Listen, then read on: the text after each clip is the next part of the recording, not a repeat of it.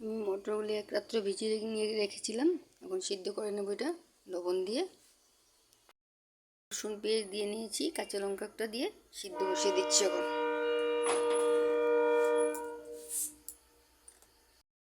City মেরে নিই 2-3টা, তারপর খুলে দেখাবো।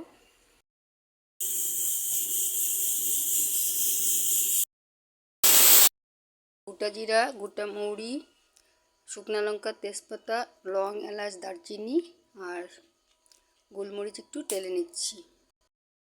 যে বাটা মশলা, টালা মশলাটা আমি বেটে নেব। এটা এখানে পেঁয়াজ নিয়েছি, রসুন কুচি, আদা কুচি, জিরার গুঁড়া, ধনিয়ার গুঁড়া, লঙ্কার গুঁড়া, লবণ, হলুদ, কাঁচা লঙ্কা দুটো আর আলুটা ভেজে নেব আগে।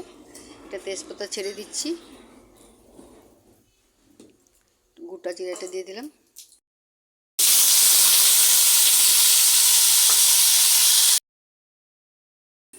মশলাগুলো দিয়ে দিলাম।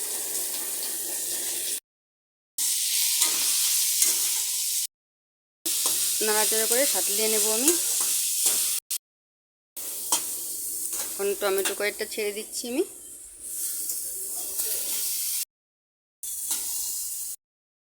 যে আমার এটা একটু সাতলানো হয়ে গেছে, এখন আমি মটরগুলি ছেড়ে দেবো।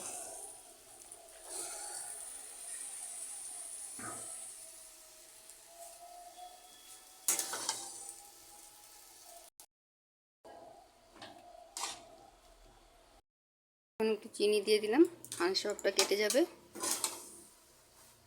লবণটা আপনারা আপনাদের আন্দাজ মতন দিবেন, আমি আমার আন্দাজ মতন দিয়েছি, কারণ সিদ্ধতেও লবণ দিয়েছিলাম আমি।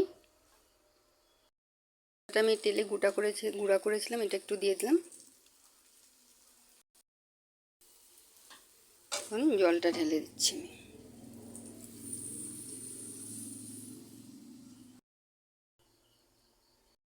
একটু ঘি নিয়ে নিয়েছি, একটু মশলাটা ঢেলে নিলাম। এখন এটা নামিয়ে নিচ্ছি আমি।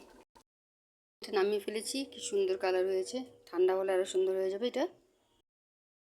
আপনারাও আমার মতন একবার বানিয়ে খেয়ে দেখবেন, ভালো লাগবে। বন্ধুরা, আমার ভিডিও যদি একটু ভালো লাগে তবে একটা লাইক, শেয়ার, সাবস্ক্রাইব করতে ভুলবেন না। আপনারা আমার পাশে থাকবেন, তবেই আমার ভালো লাগবে। আবারও আরেকটা রেসিপি নিয়ে আপনাদের সামনে হাজির হবো। ততদিনে সুস্থ থাকুন, ভালো থাকুন। দেখুন একটু ঠান্ডা ঠান্ডা হয়েছে, সুন্দর কালার হয়ে গেল।